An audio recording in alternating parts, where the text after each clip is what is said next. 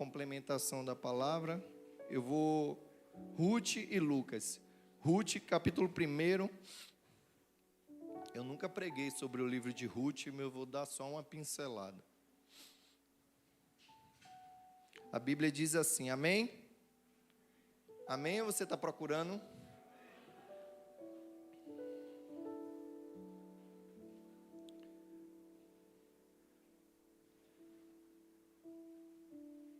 Amém? O livro de Ruth vai dizer assim, seu capítulo 1, nos seus versículos. Primeiro, nos dias em que os juízes julgavam, houve fome na terra de Israel. Diga, houve fome. E um homem de Belém de Judá foi morar por algum tempo na terra de Moabe, com a sua mulher e os seus 2 filhos. Este homem se chamava Elimeleque, e a sua mulher se chamava Noemi. Os filhos se chamavam Malom e Quilom, eram efrateus de Belém de Judá. Foram à terra de Moabe e ficaram ali. Algum tempo depois, Elimeleque, o marido de Noemi, morreu, e ela ficou sozinha com os 2 filhos. Ela ficou sozinha com os 2? Pule para o versículo 5. Depois morreram também Malom e Quilom, os 2 filhos de Noemi. E assim ela ficou sozinha, sem os 2 filhos e sem o marido. Olha que situação. Vamos para o versículo 21.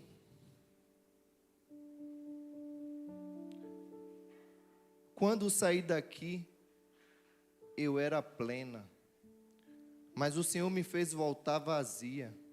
Por que então querem me chamar de Noemi, se o Senhor deu testemunho contra mim e o Todo-Poderoso me afligiu?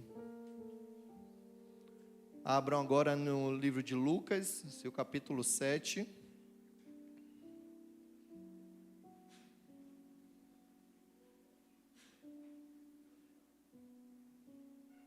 Amém? Versículo 11 diz a palavra do Senhor. Logo depois, Jesus foi para uma cidade chamada Naim. Os seus discípulos e uma grande multidão foram com ele. Ao se aproximar da porta da cidade, viu que alguém que havia morrido era carregado para fora da cidade. O filho único de uma viúva. Outra viúva, viu? Uma considerável multidão estava com ela. Ao vê-la, o Senhor se compadeceu dela e disse: não chores. Então aproximou-se e tocou no caixão, ou em outras traduções no esquife, e os que carregavam pararam. Jesus disse: jovem, eu ordeno você que se levante. O jovem sentou-se e começou a falar, e Jesus entregou a sua mãe. Amém? Aplauda o nome do Senhor.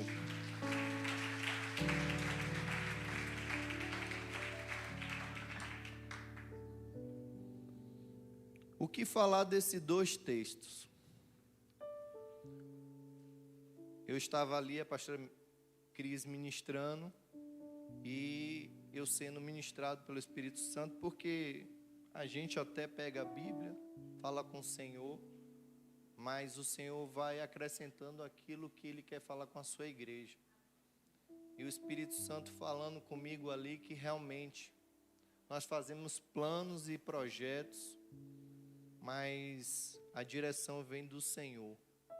Mas como a direção do Senhor, quando não conhecemos o Senhor? O homem sem Jesus, ele vive a sua vida constantemente fazendo os planos e projetos e não se contentam com aquilo que Deus, muitas das vezes, está no seu alto e sublime trono, contemplando a sua correria, o seu dia a dia, a sua busca incessante, muitas das vezes por poder, e por influência aqui na terra. É normal. A Bíblia diz que quando Deus fez o homem, multiplicai-vos e dominai. Nós fomos feitos realmente para dominar, para conquistar, para romper. Mas o projeto maior é estar no centro da vontade de Deus. Mas o que seria estar no centro da vontade de Deus? Coisas, pessoas, ou entender que para você estar no centro de algo, precisa ter uma exatidão. Estar no centro de uma igreja como essa, de alguns metros quadrados, é fácil, porque visualmente falando, vai ser muito possivelmente você vai conseguir, de acordo com a sua percepção ótica, um ponto exato que você vai se direcionar para um centro onde 1 metro quadrado e aquilo que o seu campo visual vislumbra e você consegue chegar a uma exatidão de estar no centro dessa igreja. Mas quando se fala de um Deus poderoso, soberano, estar no centro da vontade de Deus é algo tão preciso que o homem não tem como vislumbrar, se enxergar mediante tantas coisas que são apresentadas no dia a dia, no trabalho, na escola, no casamento. E nós ficamos fazendo tentativas, muitas das tentativas que a princípio parecem ser certas, quando nós percebemos, são frustradas, porque estar no centro da vontade de Deus, precisa dele, precisa do seu Criador, precisa quem te informou e que vai lhe direcionar para um caminho que não te leva à morte.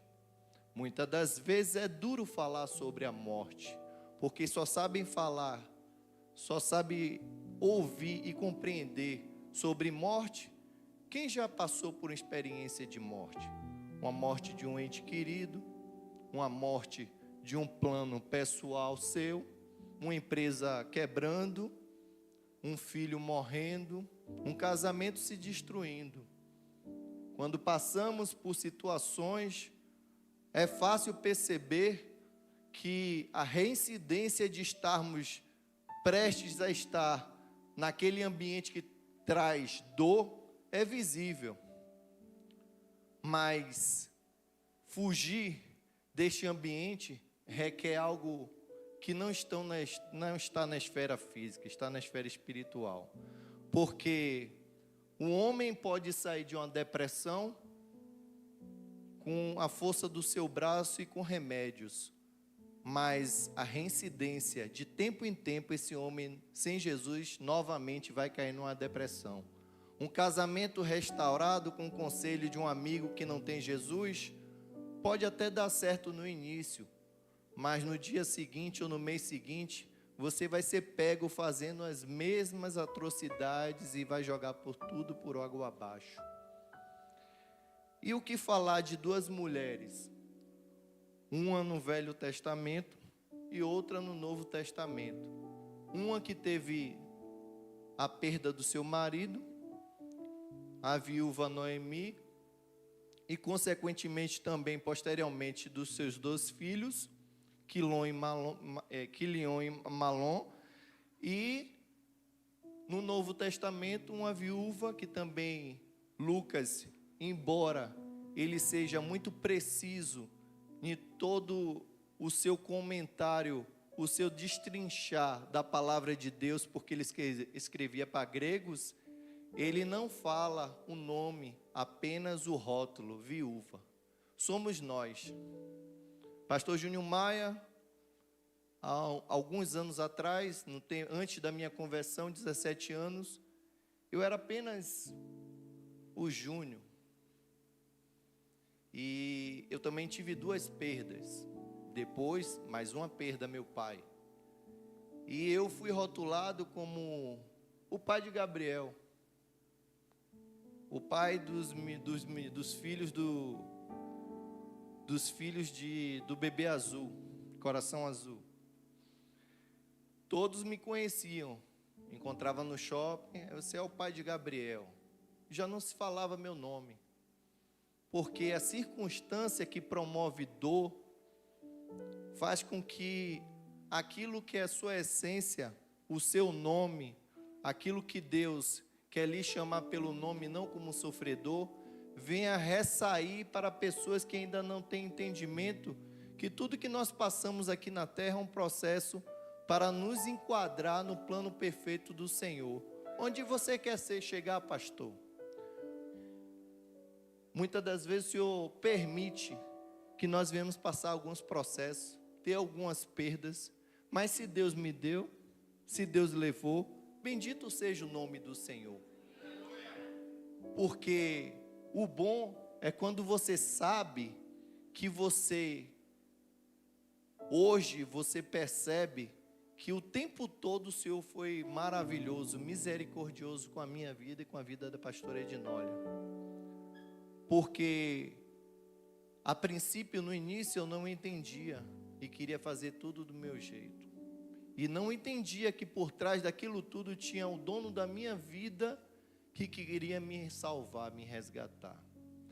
Mas eu estava num ambiente até bom, porque estar no hospital cheio de bebê lindo é bom, mas ali tinha uma alma sofrida, com cicatrizes, com marcas do sofrimento que a carne, sem Jesus, ela é um alvo fácil, porque não tem um refrigério na alma daquele que pode trazer alegria na manhã seguinte para as nossas vidas. E eu entendo que tem, até num ambiente bom, como uma igreja como essa, pessoas padecendo, sofrendo, vivendo o que não gostaria de viver, mas é porque não está ainda enquadrado no centro da vontade de Deus. O que falar, pastor? De uma mulher, Noemi, da cidade de Belém, terra do pão. Como é que na terra do pão existe fome? E Noemi, o nome, a tradução é agradável.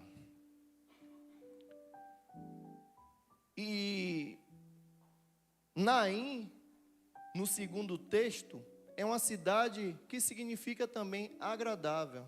Um lugar agradável, mas que tem uma mulher que sofre. Quantos de nós vivemos a nossa vida até pisando em lugares bons, mas sofrendo? Quantos de nós estamos em ambientes agradáveis, mas sofrendo? Porque estamos vivendo a nossa vida do nosso jeito, querendo o que nós vislumbramos com nossos olhos físicos. Mas os planos e os projetos de Deus, a meu respeito, a seu respeito, são maiores. E aqui, existe, no Novo Testamento, uma mulher que está prestes a enterrar o seu filho. E ela vai num funeral, se aproximando da porta da cidade para sair em direção ao cemitério, porque quem é do interior sabe aqui que muitos dos cemitérios são localizados na saída da cidade. E Jesus, ele recebe um direcionamento do próprio Pai para largar tudo logo depois dessas coisas. Ele tinha acabado de, através de uma palavra de comando e através do exercício de fé, de uma autoridade, de um centurião, deliberar uma cura. E ele sai daquele lugar que era um lugar muito distante, cerca de 30 a 40 quilômetros, e sobe para Naim, acompanhados dos seus discípulos e de uma multidão. E vai saindo da cidade uma mulher viúva, e com a esperança dela, que a esperança dela já estava por água abaixo, porque segundo o costume judaico, todo homem judeu, a primeira coisa quando sabe que a esposa está grávida, é querer saber se é um varão ou a varoa. porque, segundo o costume, o primogênito, segundo a morte, com a morte do pai, ele é responsável por assumir a responsabilidade. O legado, também os direitos e deveres, caem sobre as costas do herdeiro, do homem. Por isso, todo homem, todo povo de Deus, gostaria que o filho viesse, um filho homem, para garantir a sucessão do trono, a sucessão da família, a árvore genealógica, a chama não apagar. E quantos de nós não entendemos que muitas das vezes temos algo tão precioso perto de nós e não nos damos a devida importância? E vamos perdendo coisas, vamos perdendo pessoas e vamos deixando de estar no centro da vontade de Deus. E aquela mulher acompanhada por uma carreata, uma multidão, porque onde Jesus passava, se aglomerava uma multidão querendo tocar no mestre. E onde tem morte, existe também uma multidão que acompanha, para prestar as condolências a respeito da família. Mas o que nós vemos hoje, no nosso universo gospel, como lá fora está sendo mencionado, existem muitas pessoas mortas, sendo acompanhadas por uma multidão de pessoas, como um cortejo de um funeral. Pessoas que não têm nada para oferecer, mas que são facilmente acompanhados por seguidores em redes sociais com aquilo que é mais fácil se propagar. Porque, falar a verdade, notícias sobre morte, tristeza, sobre desastre, ela se propaga mais rápido do que notícias das boas novas do Senhor. Porque o mundo jaz do maligno e o Deus desse século veio cegar o entendimento dos incrédulos. E muitas das vezes, como uma live que está sendo transmitida nesse momento, se você for ver, os próprios da igreja não acompanham, não assistem a live da sua igreja, mas assistem pessoas que estão vazias e que não têm vida de Deus, conforme o que está escrito na palavra, para trazer de ensinamento e doutrinação para aquele que quer receber de um bom alimento. E vão se alimentando de coisas, de pessoas cegas que querem conduzir outros cegos para um destino final, que é um destino de queda, de morte, de tristeza. Mas Jesus, Ele quer mudar os quadros nessa noite. Porque aqui é uma igreja séria, de pastores sérios, de homens e mulheres sérios, que querem lhe direcionar num cortejo não fúnebre, mas num cortejo que te leva para morar na cidade celestial, na nova Canaã. Quem quer ir para o céu aqui? Então aplauda o nome do Senhor, porque nós vamos nos encontrar lá. E esse primeiro texto sobre Noemi fala de uma mulher que estava vivendo a sua vida. E ela chega a dizer e a murmurar com o Senhor, o soberano, todo-poderoso, que ela reconhece, que ela vivia uma vida plena, mas tudo foi tirado, ela estava vazia. Quando Deus quer desconstruir um homem ou uma mulher, Ele mexe nas esferas físicas, porque o homem duro, do coração de dura serviço, precisa sim passar por um tratamento de choque. Aí tem uma morte, aí tem outra morte, aí tem uma viuvez, porque aquela mulher agora não tinha nem mais o marido, Elimeleque, nem os 2 filhos, e conforme o costume judaico, era o filho que tinha que assumir a responsabilidade. Ela estava à mercê, lançada à sorte.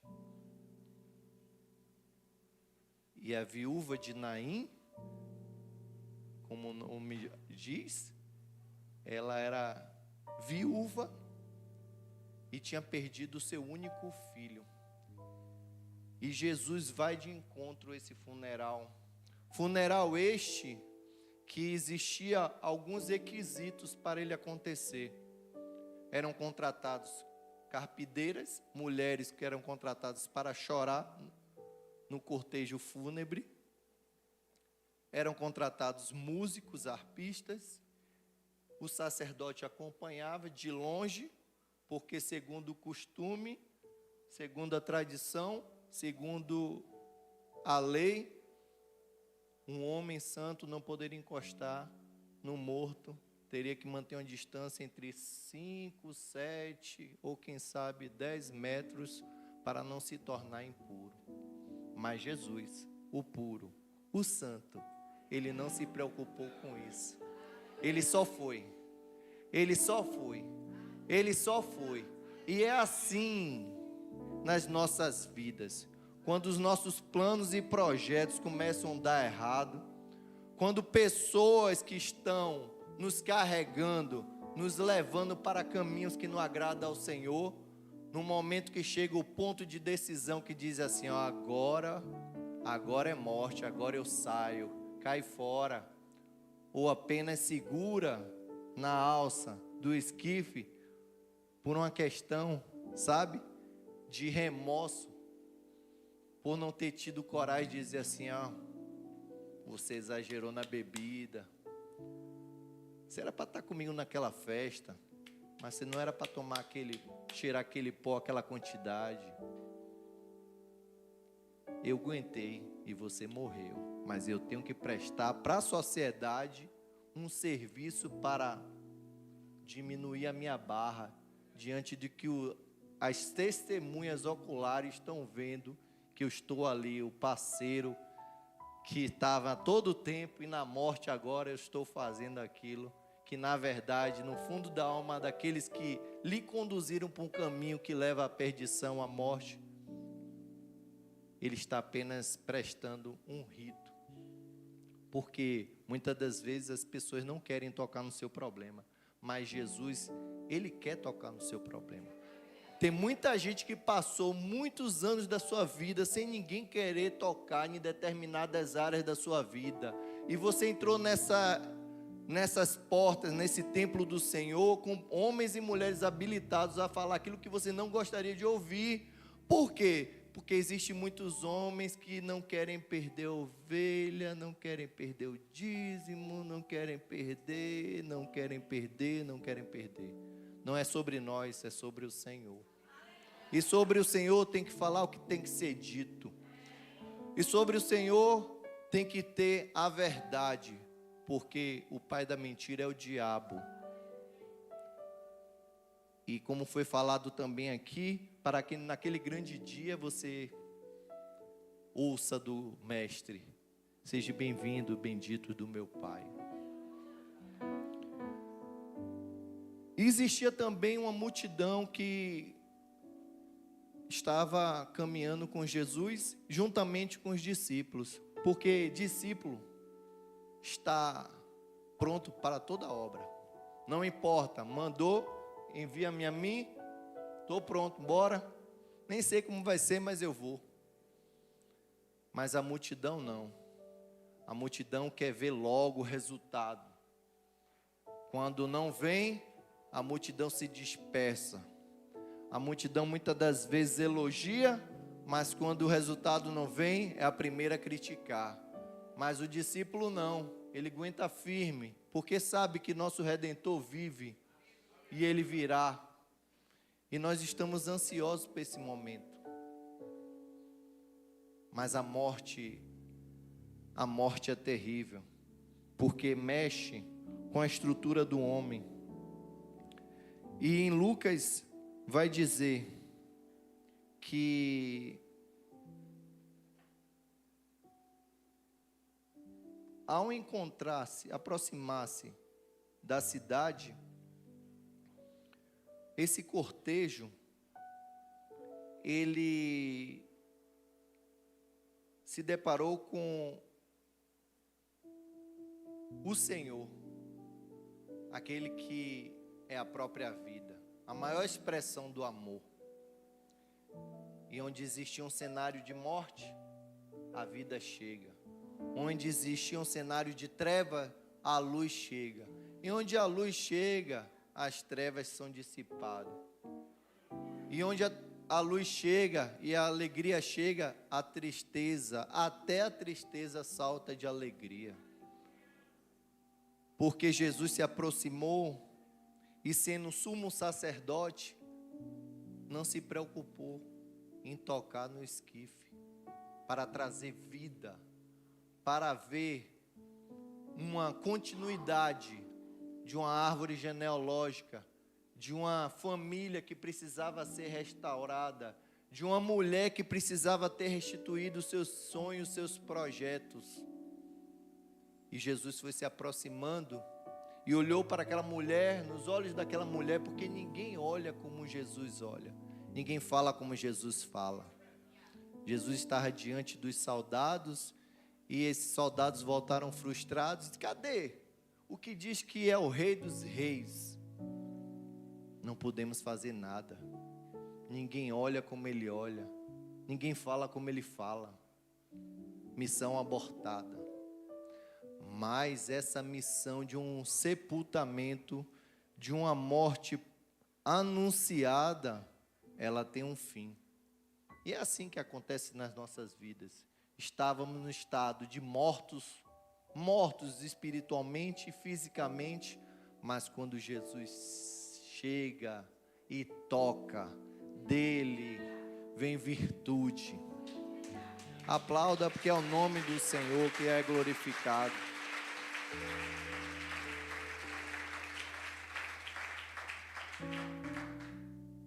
E eu entendi, e essa semana falamos muito aqui, inclusive o apóstolo, a pastora Simone, diz que Deus limita o homem, e quando chega o limite do homem é que Deus começa a agir.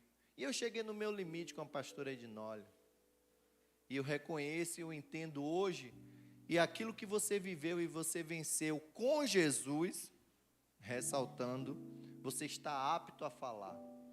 Se você perdoa, você está apto a ministrar perdão. Se você foi liberto numa determinada área, você está apto a ministrar. Talvez seu filho hoje, sua filha hoje esteja no mundo das drogas, caminhando com alguém a passos largos, está conduzindo aquele morto-vivo no caixão para um velório pré-anunciado de um ente querido seu. E talvez você ache que não tem a solução, mas Jesus pode tocar nesse viciado e libertar ele, e dele fluir virtude, poder de Deus. E aquele toque naquela pessoa que não consegue se libertar daquilo que ela foi motivada a fazer, vai ser um toque de transformação. É assim como Deus chega na nossa vida. Se eu e você foi liberto de tudo aquilo que nos prendia nas garras de Satanás, é para que hoje as nossas mãos, os nossos lábios, os nossos pés venham produzir frutos, venham fazer com que o reino seja multiplicado. Você pode tocar naquele que está fraco e entender que não é a sua mão, é a mão do Senhor que ergue e coloca de pé. Você pode ouvir aquele que tem algo para compartilhar com você, e ao invés de você julgar, você ouvir e direcionar, se você não estiver apto, para aquele que pode ser resposta para essa vida que esteja quase sendo sepultada, para que você possa trazer vida, e vida de Deus. Porque essa mulher, quando viu Jesus, quando Jesus tocou no esquife, o que aconteceu? O funeral parou, e Jesus diz assim para a mulher: mulher, eu te digo, não chores, não chores. Mas como dizer para alguém que está sendo marcada, não chores? Mas a vida de Deus, ela é extraordinária.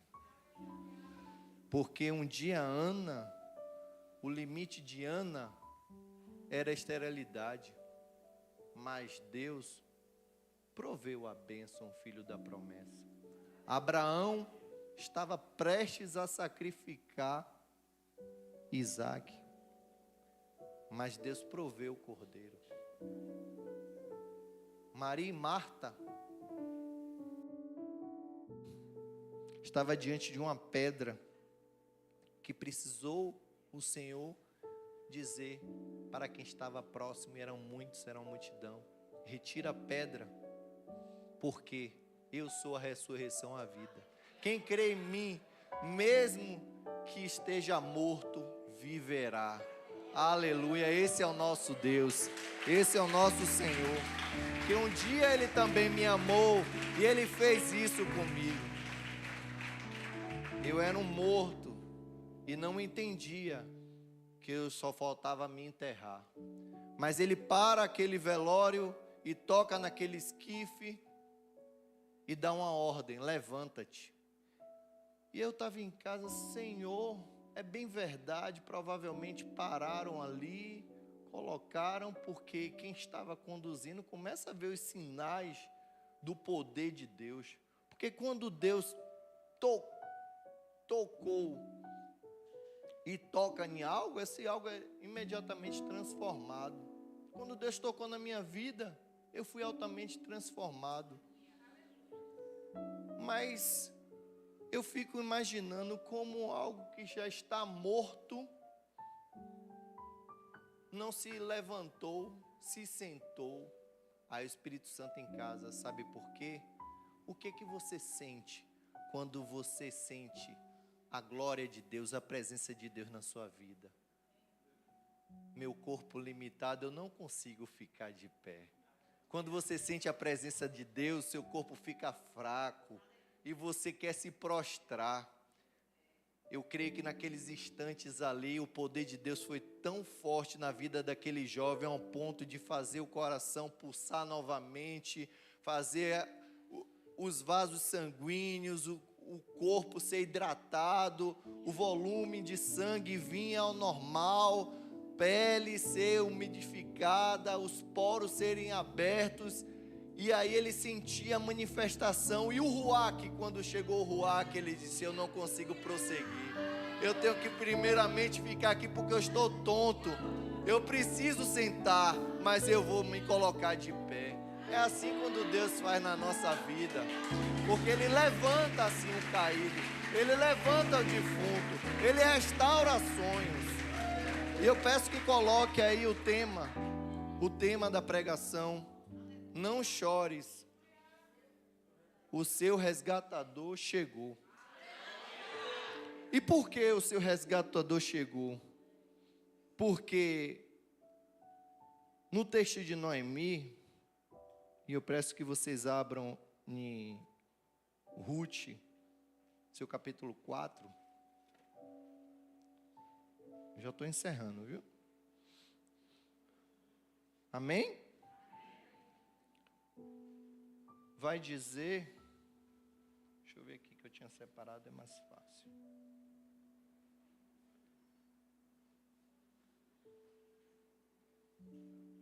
No versículo 5: contudo, Boaz preveniu: no dia em que adquirires esse campo das mãos de Noemi, estará igualmente recebendo Ruth, a moabita, mulher daquele que morreu, a fim de perpetuar o nome do falecido sobre o seu patrimônio. Então respondeu: o que tinha o dever de resgate em primeiro lugar, assim não posso assumir o meu direito, pois estaria colocando em risco todos os meus bens e propriedades. Declino do meu direito a teu favor, podes exercer tu meu direito de resgate, pois eu não posso fazê-lo. Ora, antigamente Israel, para que a lei do resgate e a transferência de propriedade fossem válidos, a pessoa tirava a sandália dos pés e dava ao outro, e assim oficializavam os acordos e negócios em Israel. 10. Ao mesmo tempo, adquirindo por esposa Ruth, a mulher moabita, viúva de Malom, a fim de perpetuar o nome do falecido sobre a herança, para que o nome de Malom seja sempre lembrado no meio deste povo e na sua cidade natal. Disso sois testemunhas hoje. 14. As mulheres comentaram com Noemi: bendito seja Yahvé, que não te deixou sem alguém para te resgatar, o nome do teu neto seja célebre em Israel. Assim as mulheres da vizinhança viram o menino e exclamaram: eis que Noemi tem um filho, e lhe deram um nome, chama-o de Obed. Este foi o pai de Jessé, que por sua vez se tornou pai de Davi. No 21 vai dizer: Salmão gerou Boaz, Boaz gerou Obed, Obed gerou Jessé. Todos nós sabemos, né, que a mãe de Obed, Ruth, Boaz, Raabe, né, e Davi, quando vamos lá para a genealogia de Jesus, nós sabemos que Jacó, José, marido de Maria, que foi concebida através da visitação do Espírito Santo e veio Jesus. Ou seja, hoje é culto de família. Tudo que acontece na nossa vida tem um propósito. Na nossa família, Deus sempre vai resgatar um. E na vida de Noemi, existia já um homem que seria o resgatador. E Boaz, ele vai de encontro com esse homem, mas mostra qual seria a proposta.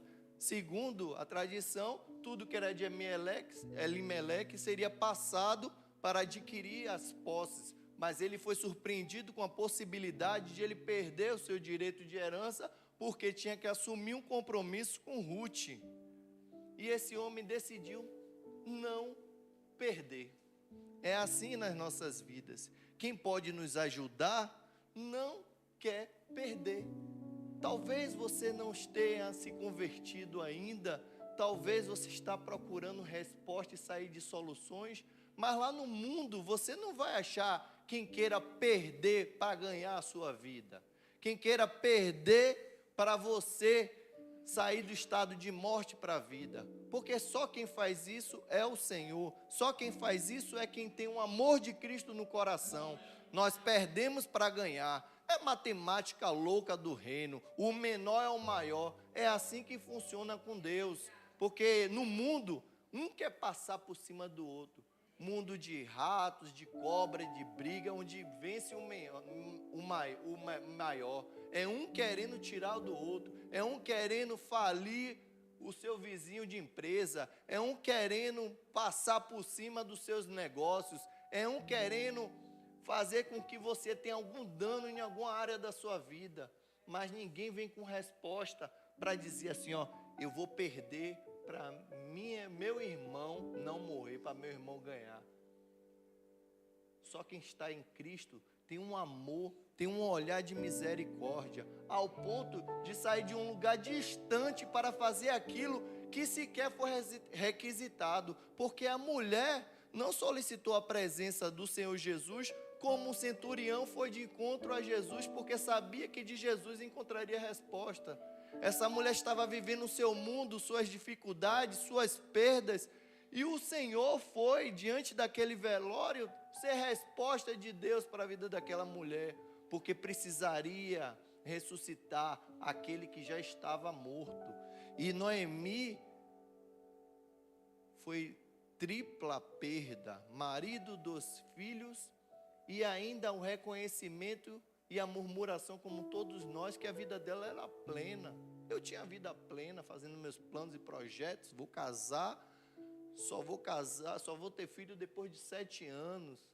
E aí você constrói coisas e depois tudo se escorre pela palma das suas mãos, porque aquilo que você juntou 7 anos, você perde com questão de mês.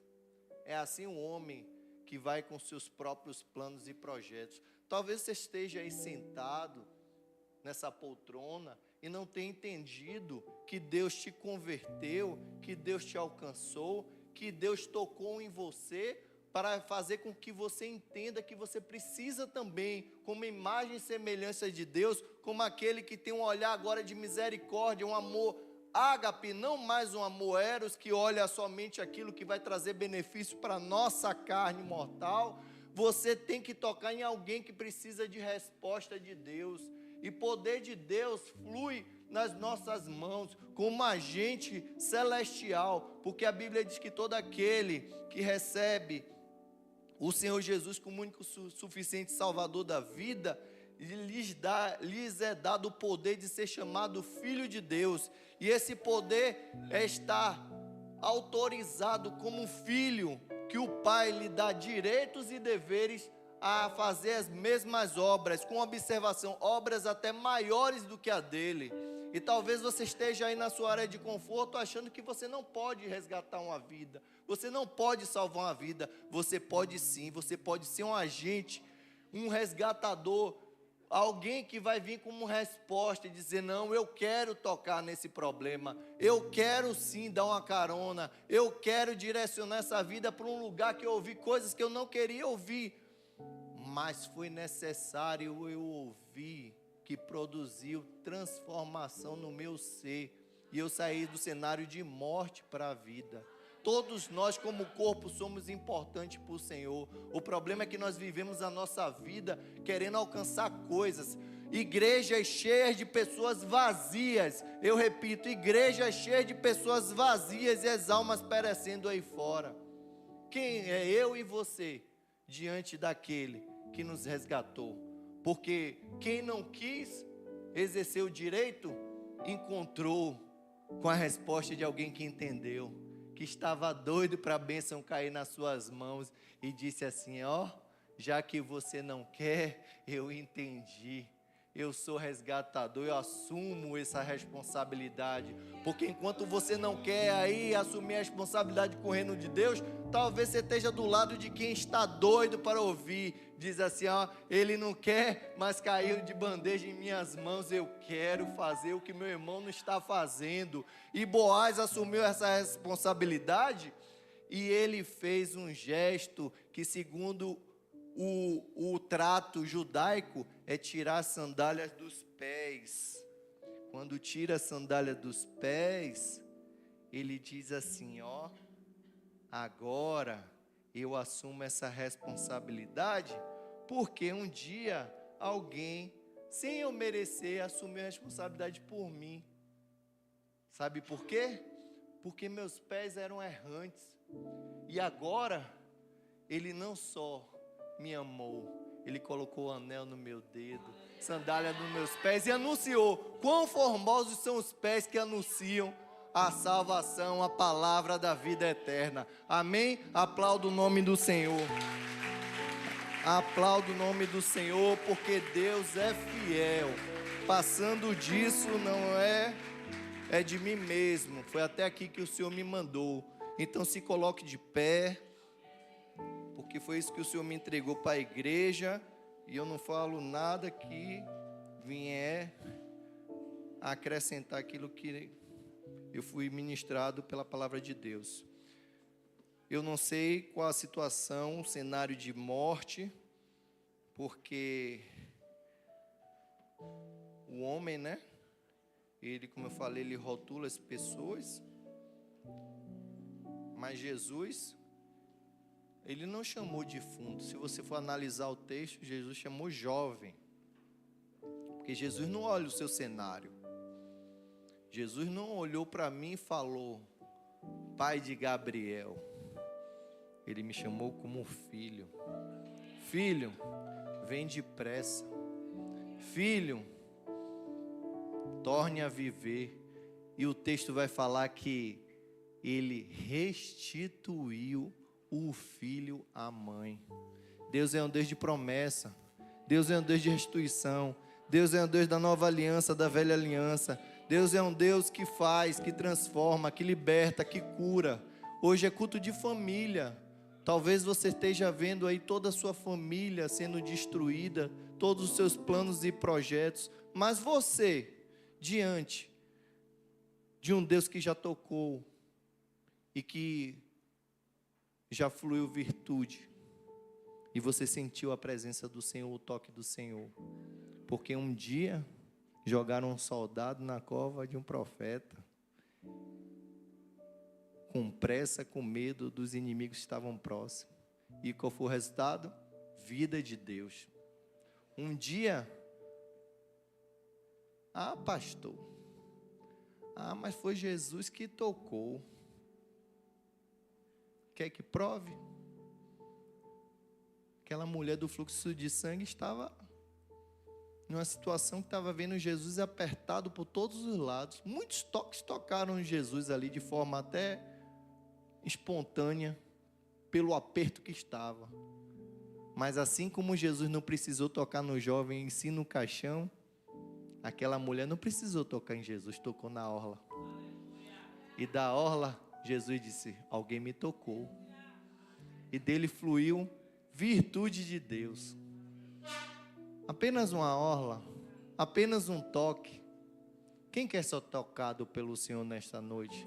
Quem nunca fez uma aliança com o Senhor, ou quem está afastado e quer receber vestes novas, quer pegar essas sandálias que estão disponíveis para colocar nos seus pés. Quem quer receber o zelo, o cuidado do Senhor. Quem está aqui nesta noite talvez não tenha se sentindo digno, mas está entendendo que o cenário não é de morte, o cenário é de vida. E Noemi, segundo o estudo, ela vai ser, na árvore genealógica, a trisavó de Davi. E da raiz de Davi veio Jesus. Aleluia. Glorifica o nome.